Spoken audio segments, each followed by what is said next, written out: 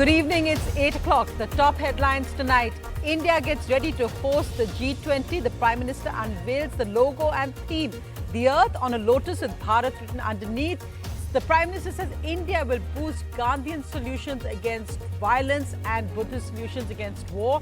In a first, India will take over the G20 Presidency this December. India-Russia bhai-bhai, the Foreign Minister Jaishankar in Russia. This is not an era of war, the Foreign Minister says. Also stresses on keeping the India and Russia relationship strong and steady.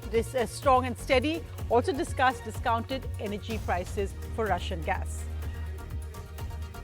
Governors versus governments, the southern battle. The Kerala government faces protests on the media and the CPIM.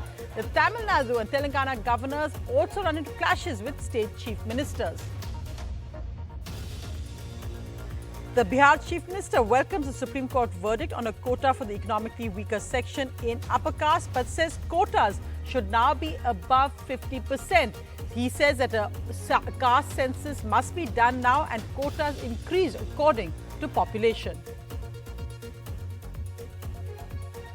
A defiant Karnataka Congress leader refuses to apologise for saying that the word Hindu is Persian and has a dirty meaning. The Congress distances itself but is caught in a political row as Chief Minister Bommai attacks the Congress mentality. Voting on in the US midterms, President Joe Biden says democracy is on the ballot. Meanwhile, ex-President Trump says watch this space, an announcement coming soon on the 15th. Will he run again? This says Elon Musk backs Republicans for the Congress. In Rajasthan, a teacher changes her gender for love. From female to male, the story has a happy ending as the couple get married, with the Rajasthan village turning out for the newlywed couple. And Gurpurab celebrations light up the skies, a message of peace, brotherhood and seva today.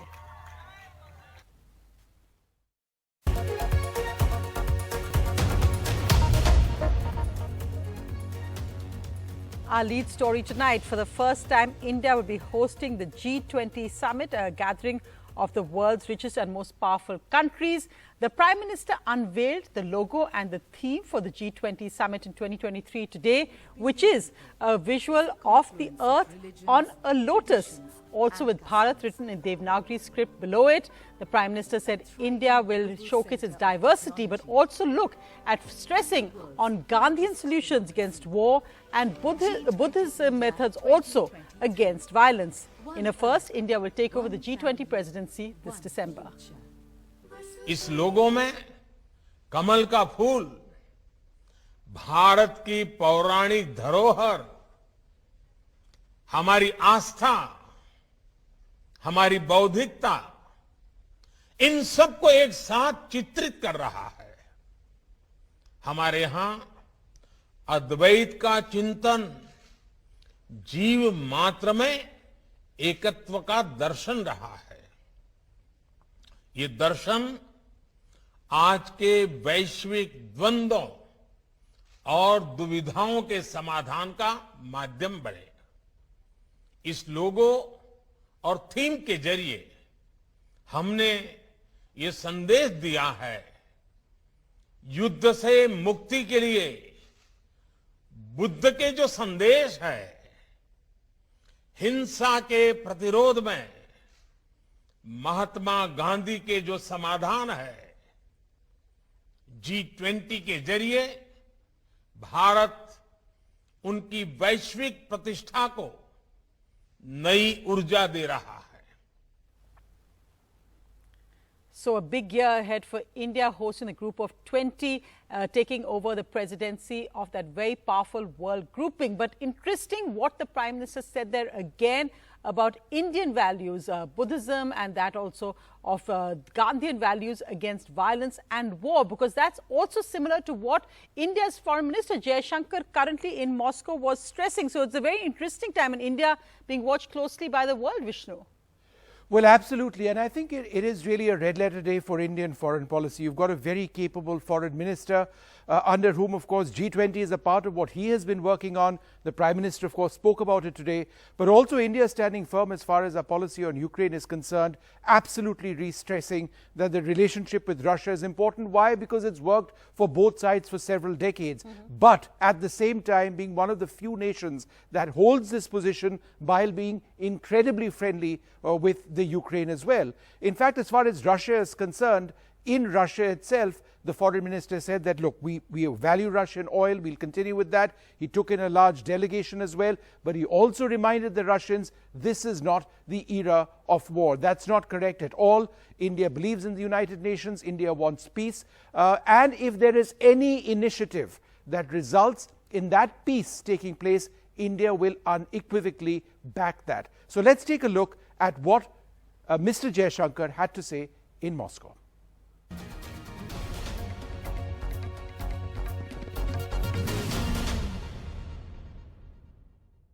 Obviously, the Ukraine conflict was a dominant feature, although we will continue to have discussions on it.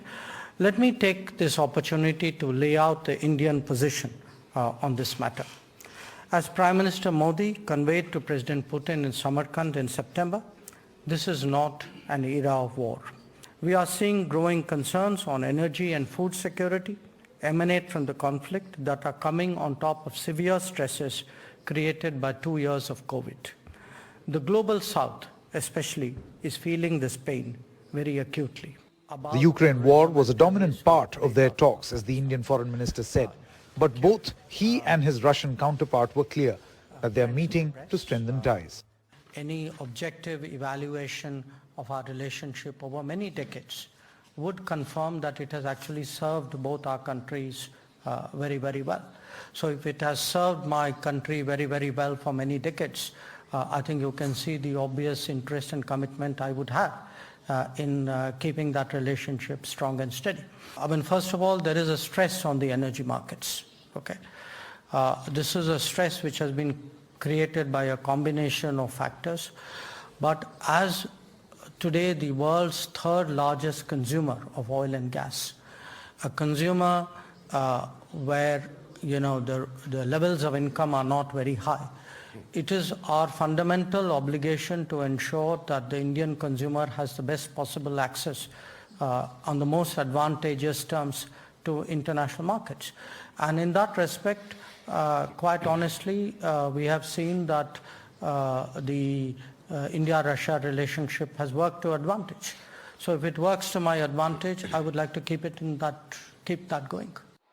India's imports of Russian oil has gone up drastically this year after the Ukraine war, from less than 2% of total imports in March to 22% in October, as per data from an energy cargo tracker.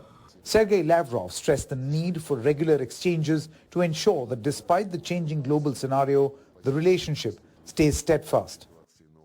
Я проинформировал господина министра о ходе специальной военной операции, направленной на достижение тех задач, которые были поставлены президентом России в его выступлении 23 февраля этого года.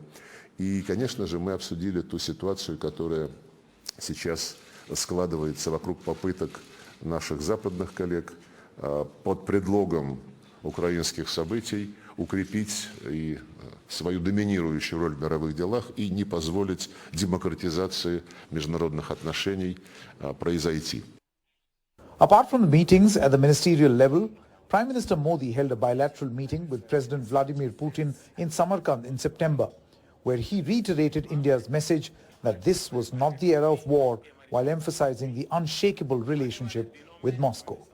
With Maha Siddiqui, Bureau Report, NDTV.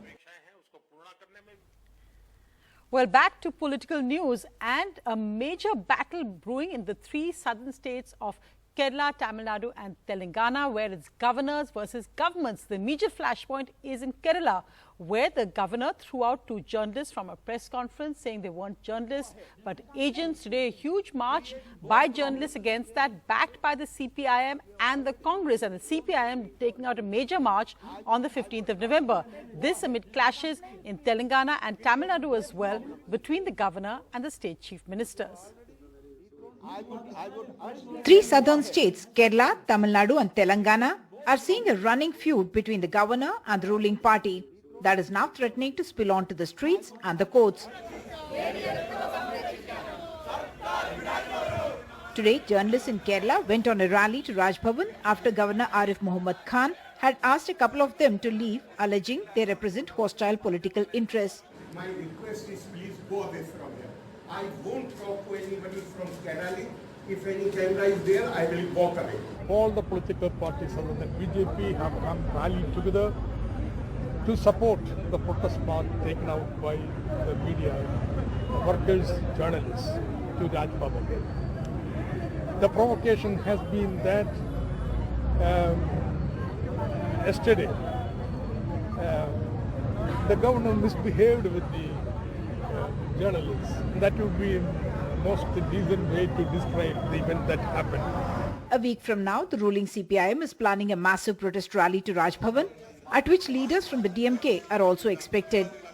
Always he is taking such an action, which he doesn't have the authority under the Constitution of India. I don't know why this person, this governor, is doing these unconstitutional things for a long time. So the government of India or the President of India has to take some action against him. In Telangana, Governor Tamilisai had summoned the Education Minister to explain the University Common Recruitment Board Bill, one of the two bills pending with her. Tamilisai has alleged that the state government had violated protocol and has been disrespectful, while the ruling party has accused her of acting like a puppet of the centre. But it is not only the TRS. Even the DMK has attacked Tamilisai Soundararajan for what they call poking in the nose in the neighbouring states' politics, when she remarked that the top political family in Tamil Nadu has Telugu roots. How we conducted the operations? West Bengal governor, earlier Karnataka governor, Kerala governor, Tamil Nadu governor, and earlier the Maharashtra's governor. See, we look at as though there are only issues with the non-BJP ruled states. Now the governors in Karnataka and Maharashtra have gone silent because now it is ruled by the BJP. Earlier this month, the DMK had written to the president asking for the recall of Governor R.N. Ravi, alleging that he is unfit to be governor because of his comments and action that the DMK says are unconstitutional. Governors are sent to spending for as many as 20 bills in Tamil Nadu, 8 in Telangana and 2 in Kerala. And non-BJP political parties across party lines and across states seem to be gearing up to fight political, legal and constitutional battles on the role and powers of the governors in the states. With Sam Daniel in Chennai and Srija from Thiruvananthapuram, Uma Sudhir in Hyderabad for NDTV. Well, another political and legal battle. The DMK has said that they will file a review petition in the Supreme Court against the judgment allowing a quota for economically weaker sections of 10%. Today, the Bihar Chief Minister Nitish Kumar said he welcomes the verdict but said that there should be no 50% limit for quota and there should be an immediate caste census and quotas should be updated according to the new proportion of the population. एक बार जाति आधारित जनगणना ठीक से हो जाए और दूसरी बात है कि जो आरक्षण का है ना, तो जो लिमिटेड है 50%, अब उसमें शेड्यूल कास्ट और शेड्यूल ट्राइब, उनको तो हम लोग जो उनकी आबादी है उसके हिसाब से करते हैं, लेकिन बाकी ओबीसी और ईबीसी का है उनको आबादी के हिसाब से नहीं मिल पाता है। तो इसीलिए जब वो 10% हो गया, बहुत अच्छा है, तो ये 50% का लिमिटेशन है, इसको बढ़ना चाहिए, ये अच्छी बात होगी। The Bihar Chief Minister there. But meanwhile, politics in Karnataka, which is heading to elections next year, a defiant Congress leader, the state Congress working president, has refused to apologize after his bizarre statements saying the word Hindu came from Persia and that it had a dirty meaning. The Congress has distanced itself, asked him to take back the statements, but he's refused to apologize. The Chief Minister has attacked the Congress's anti-Hindu mentality, as he puts it.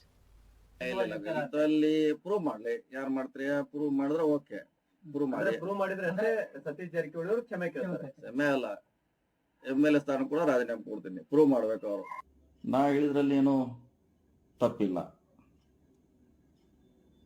ಈ percent ಶಬ್ದ ಬಂದದ್ದು ನೂರಾರು ದಾಖಲೆಗಳಿದೆ.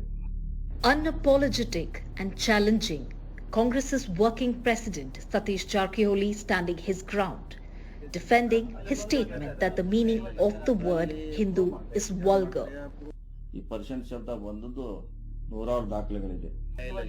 Satish Jarkioli remained defiant despite leaders from his party distancing themselves from the remark.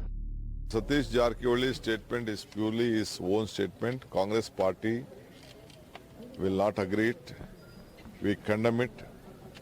Our party is a party with a lot of history, culture, multi-language, multi-religion. We have formed out of it. We don't want to hurt anyone's sentiment. So we have asked the explanation from him.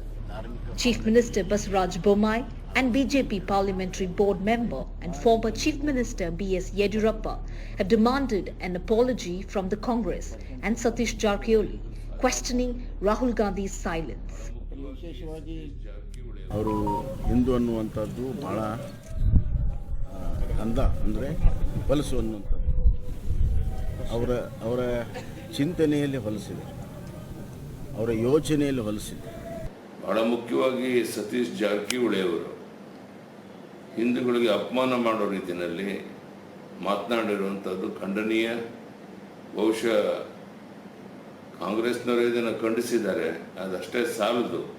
ಅವರು ರಾಜ್ಯದ ಜನರ ಕ್ಷಮಾಪಣೆಯನ್ನು ಕೇಳಬೇಕು. ಈ ರೀತಿ ಹಗುರವಾಗಿ ಮಾತನಾಡೋದ್ರ ಮೂಲಕ ತಾನೊಬ್ಬ ದೊಡ್ಡವನಾಗ್ತೇನೆ ಅನ್ನೋ ಭ್ರಮೆಯಲ್ಲಿರುವಂತಹ ಸತೀಶ್ ಜಾರಕಿಹೊಳಿ ಈಗಲಾದರೂ ಗೌರವದಿಂದ ನಡ್ಕೊಳ್ಬೇಕು, ಹಿಂದೂಗಳಿಗೆ ಅಪಮಾನ ಮಾಡುವಂಥ ಮಾತನ್ನು ಆಡಬಾರದು ಅಂತೇಳಿ ಈ ಸಂದರ್ಭದಲ್ಲಿ.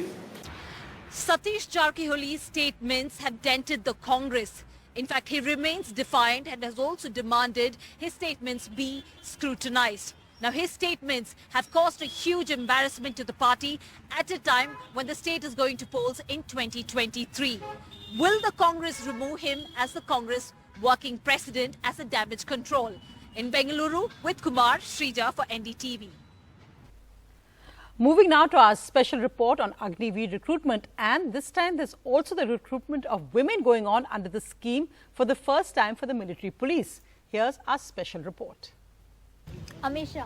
These young women from Punjab, Haryana, Himachal Pradesh and Delhi hope to be the first batch of women to be inducted into the army under the new Agnipath scheme. They will serve for 5 years before leaving the force with a new set of skills they hope will get them job elsewhere. Today, 800 women were present here at the Ambala cantonment. Those who succeed will join the corps of military police and will have a non-combat role. It's not easy qualifying in these tests. After running, the candidates are tested on their skills in jumping, and then there is a strict physical examination. हम सुबह 4 बजे उठते थे, अपना आधा घंटा अपना fresh वगैरह होके हम जाते थे रनिंग के लिए. ट्रैक तो था नहीं था सर, हमने सड़क पे ही तैयारी की अपने. सर ऐसे बंदे भी मिलते हैं, काफ़ी ऐसे भी हैं जो हमें मोटिवेट करते और ऐसे भी हैं हंसने वाले भी हैं, लेकिन मेरी फैमिली काफ़ी अच्छी थी. अच्छा. उन्होंने बहुत मोटिवेट किया, बेटा अच्छा करोगे, करो ये करो वो करो, मतलब किसी की मत सुनो, जो आपका मन करता है वो करो. मेरा एम मेन ये था कि I want to devote for Indian army, whether it is 4 days, 4 years और life time. That doesn't mean it is Agniveer और सिंपल इंडियन आर्मी भर्ती.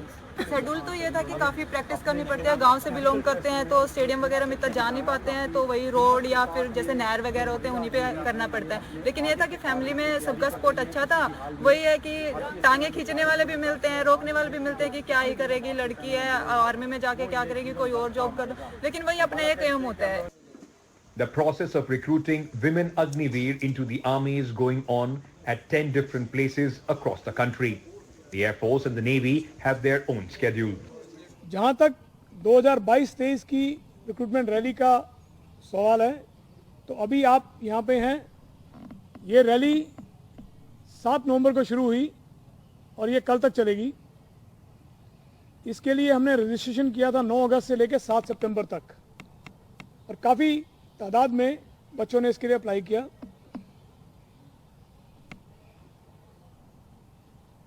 अभी तक जितने भी बच्चे यहाँ पे दौड़ने आए हैं उनकी परफॉर्मेंस बहुत अच्छी देखी गई है. Bureau Report, NDTV. So fascinating changes coming in there, especially with women joining the military police for the first time. But let's go across to Rajasthan, where there's an unusual love story where a woman changed her gender to marry for love. What's heartening is that the entire Rajasthan village came out to attend the wedding.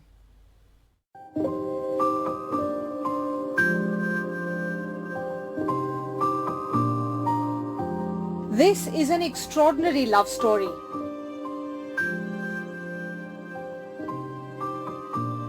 29-year-old Arav, who married 21-year-old Kalpana on the 5th of November, underwent a sex change to marry a former student. Arav was born Meera, the youngest of 4 sisters, but she was a tomboy and always felt uncomfortable with her gender. As Meera, a physical education teacher in a local school, things became complicated when she developed feelings for Kalpana, a student. That is when Meera realized she had to change her reality.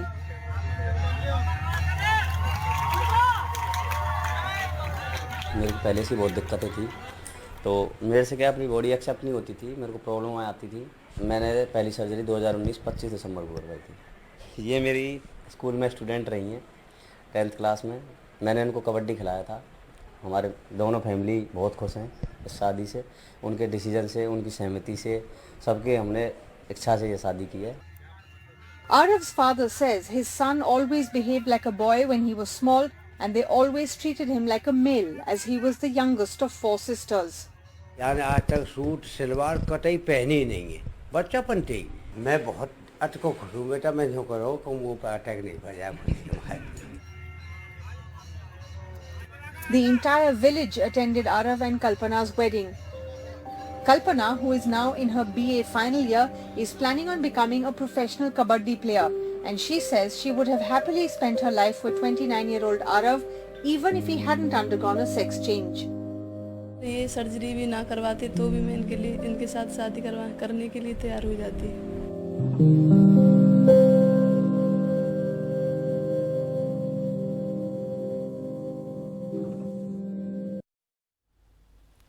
Well, an unusual story from that Rajasthan village there, and hopefully a happy love story as well.